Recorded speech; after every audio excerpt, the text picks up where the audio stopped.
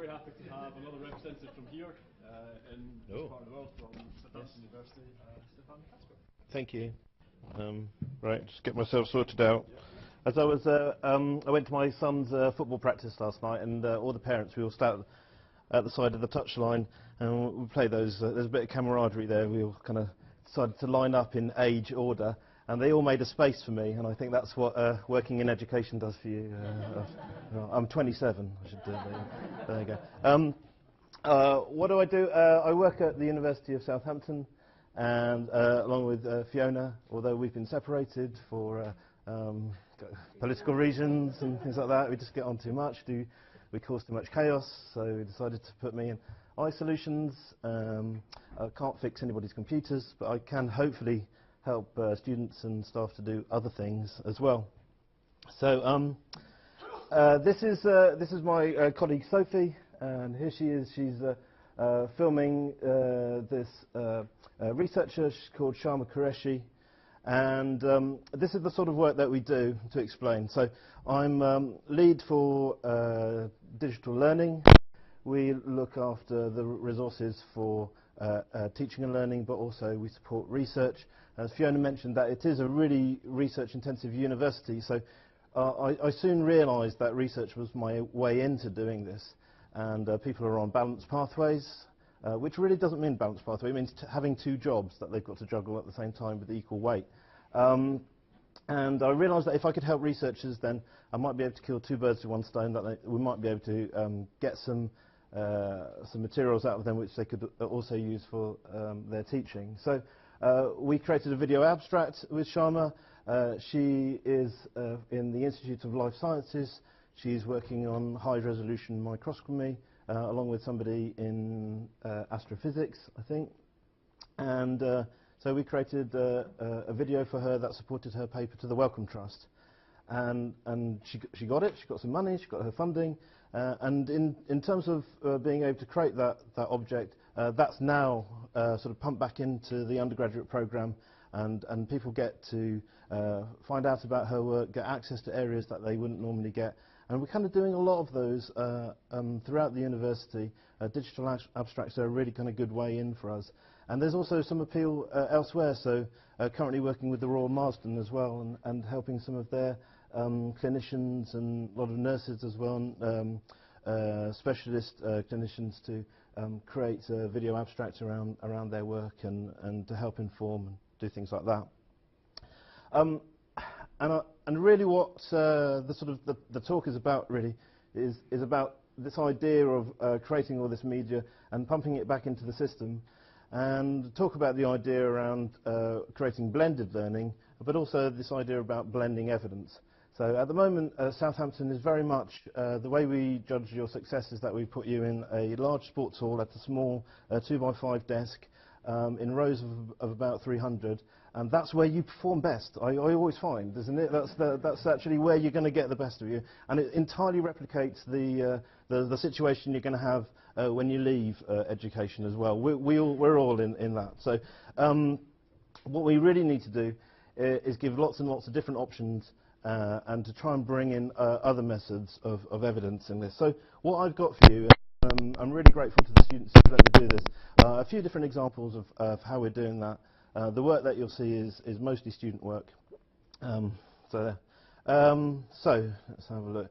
So this is actually, this is not one of our students, but this is a piece from NYU, and this is something that what we found was engineering students were often coming up with their thing at the end, the thing that they were designing, but they were losing out on this sort of vast amounts of information that sort of go behind that. And it's a real frustration in engineering at the moment. There's nowhere to kind of capture some of that and to hand in all the sketchbooks and all the bits and pieces before. And you can see, you know, this is what students elsewhere are doing. They're taking all of those bits and pieces and they're putting them into just simple blogs and portfolios and bit by bit, you know. So this was a robot and it speaks in GIFs. Who wouldn't want one of them? I mean, that's just, you know, that's the future. There you go, and that's what it sort of looks like in the end. You get a bit of Seinfeld. But what it does is displays a huge amount, you know, a huge number of skills.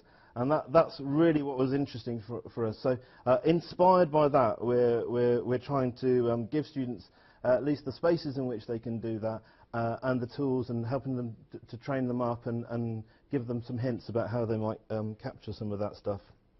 So this is one of the modules that I'm helping with a lot. This is the engineering replacement body parts one, and this is really lovely because it's a curriculum innovation module, which means that students can do it from lots of different disciplines, and quite often you have, usually the mix is about as many sort of health sciences and doctors, as well as engineering students, and occasionally sort of biological sciences students, and it's really interesting how they come together. And the brief is around presenting on an innovation within this field. And so we've set up this is just WordPress, just something really simple where they can start to capture ideas, talk about these particular things, start somewhere that they can put videos, and somewhere where they can actually start to form these sorts of narratives. And at the end of it, they have to present, and they have to come up with something that they've done. Some of these are really interesting because although the criteria is there around what they're being asked to do, they're really bringing themselves into this and bringing themselves into the process. I mean, this one was really interesting. This was a post that one person put up, and actually I think before it dropped off the bottom, it sort of says, if it hadn't been for IVF, I wouldn't have been here. And they're starting to tackle some of the ethical considerations about the work that they're doing. This group made a raptor hand. They found it, all the plans, they printed it off, they spent lots of tireless hours with little files and different types of elastic band and made this. And this was part of their research, but they've also found a charity that they're going to give this to. And this is a sort of, this is for somebody who has, I think, wrist and palm, and if you can do that, then it'll open and close. And they were looking at also where they were able to put the thumb, because you were able to move that around in order to get different actions and different sorts of uses. And it's now promised to a little girl in America, and that's going to be sending off to her, although she did want a Spider-Man one. She was a bit upset, and she's got one with University of Southampton written on it. But it will be part of her kind of her choices. It's you're wondering what to wear in the morning, and you're wondering which hand is going to be the most useful one for the day. We're also getting students to start to use podcasting as well and record audio. I'm really pro podcasting. I ran a really good podcasting conference last year. With video, it requires you to put yourself in front of a screen and devote that time. And I don't know about you, but a podcast for me, something I listen to in the car, and I go for a run. I do occasionally go for a run, or even when doing the washing up, and I do occasionally do the washing up. So let's see if we can have a little listen. And what was good is that we set this up for them. Some of them, couldn't get beyond the writing bit, so they would write out these scripts and then they could read them. And other people, and in this example especially, just invited a mate in, so they became the expert talking with a lay person, and they were able to kind of get a conversation going that way. So we'll give it a little blast. Hope the audio is okay.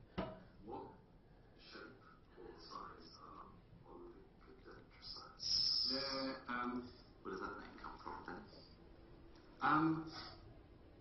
Thanks for putting me on the spot. I appreciate this. Well, that's all right. I was wondering. Go on, essentially. They're kind of like, they just surround the nerve cells. They're kind of like,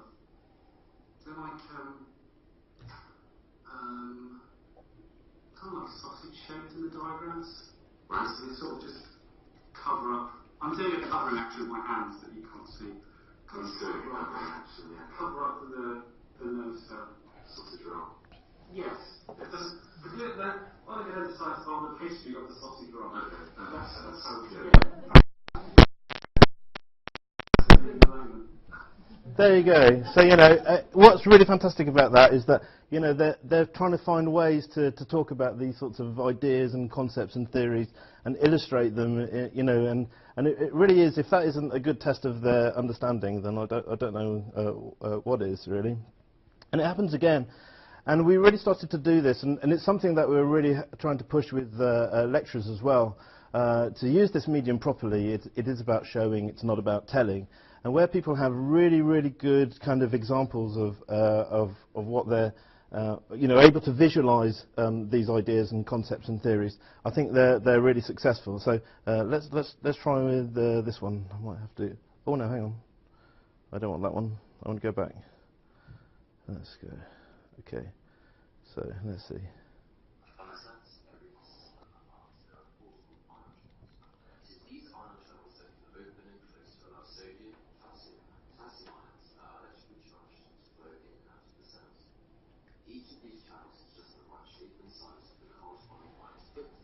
For instance, a potassium ion can be perfectly through a potassium channel. Sodium ion can be sodium channel.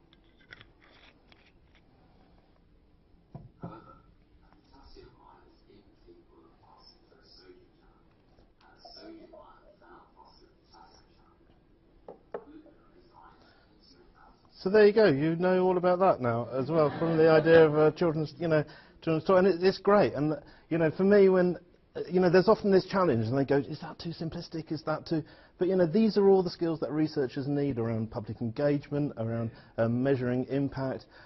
These are all things that you can recycle and teach with. For me, it just ticks a lot of boxes. It does all the right things. I'll show you a quick clip of this. I haven't put the audio on this specifically so that I can talk over this poor girl. But I'm really interested by... not sort of, being too sort of formal around the form itself. So I know that a lot of them are kind of creating sort of YouTube-style videos where, and here it shares that sort of aesthetic in terms of it's a camera that's sitting there in that room, and it's it's just her talking. This was done for sort of an employability project. And again, this was what she was most comfortable with and what she was best at using. So, that's fine.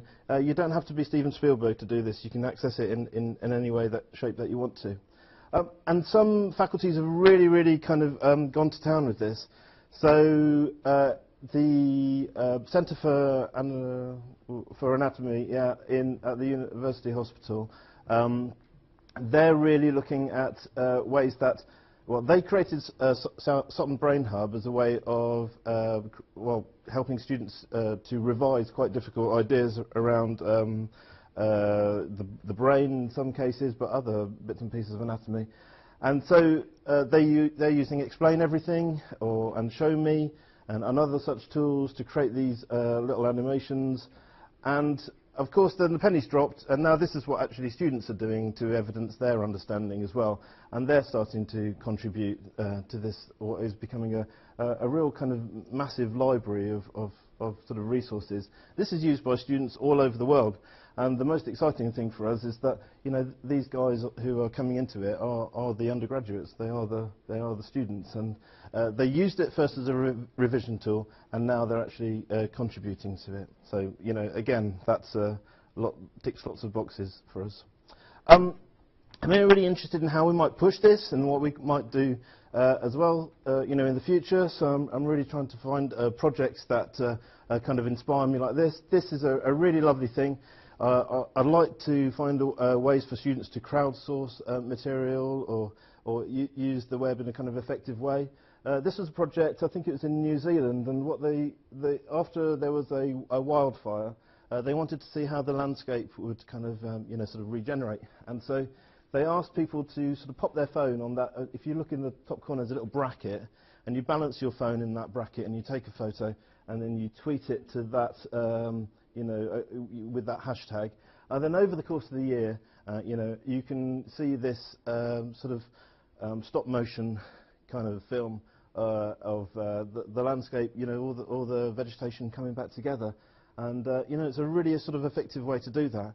And it's starting to have that idea both within things like geography, but also used at NOx, at the National Oceanography Centre, to capture environmental change. And again, these sorts of bits of media really feed into what the students are doing. I really like it when you know, there's a clash of kind of worlds and they come together. This is something that I saw up in Edinburgh. In fact, well, actually, it's from Glasgow, and it's students from anatomy working with the art school there. And again, this is part of a project, but it's all you know, contributes to their work. It's all captured around it. The more I go through life, I think the less and less around this awful divide that we have about, you know, when you're 16, you're asked, are you an art student or a science student? And, you know, well, here's your flexible ruler, head down that corridor, and you with the scruffy hair, you go down there. And as I sort of get to that, you know, I meet very sort of process-driven and logical thinking artists, and I meet very creative and scientists. So I just think it's more and more of a nonsense. So, you know, if we can sort of put those sorts of skills together, and if we can think about it in a more holistic way, I think we get better outcomes. One of the things we're exploring as well is the idea of VR and AR. So we've been putting 360 cameras in the clean rooms. This gives undergraduate students access to areas that they won't get to until they're postgraduates. And you can watch this through the Google Cardboard, but not for very long because it makes you a bit poorly. But there is better stuff coming along, and it's just the sort of fun of it, really. And we're using things like ThingLink to create hotspots where then it can become much more interactive, and all of that stuff can come together a little bit more. And you don't need much to do this. We try not to, you know, we try and get people to take their phones out of their pockets, you know, these devices that Fiona was talking about, and use them in, you know, in more positive ways. What we're teaching actually is often not the technical bit, it's the principles behind filmmaking. The idea that, you know, about around framing, around capturing good audio, around storytelling, how you might stitch a few shots together to create a narrative. Those are the important things, really, not whether you can press the red button. Please join me in my campaign against vertical video. You know, this is the only technical thing that I teach them. I refuse to look at any of it. Yeah, this is the blight of my life, and I had to put this slide in. Someone dared me to. So I just want to leave you with this really quickly. So it's really nice when, you know, as the great philosopher Hannibal said from the A-Team, you know, it's lovely when a plan comes together or something like that. And we ask students to just, we asked them, why do you like science? And one of them came up with this, and I thought I might leave you with it and share this. So. I had to pick one reason why I really like science. I guess it's because there's so much stuff that's just unbelievable about it. Like, if you look inside your cells, there's these proteins that look like tiny little pairs of legs, and they walk up and down in your cell. Or there's ATP synthase, which spins like a little motor, and it's just, every day you learn something unbelievable. There you go. So yeah, that's me, short and sweet, hopefully, because I know the sandwiches are coming, and that's always a distracting thought, isn't it? But yeah, if anybody has any questions, very welcome. Thank you.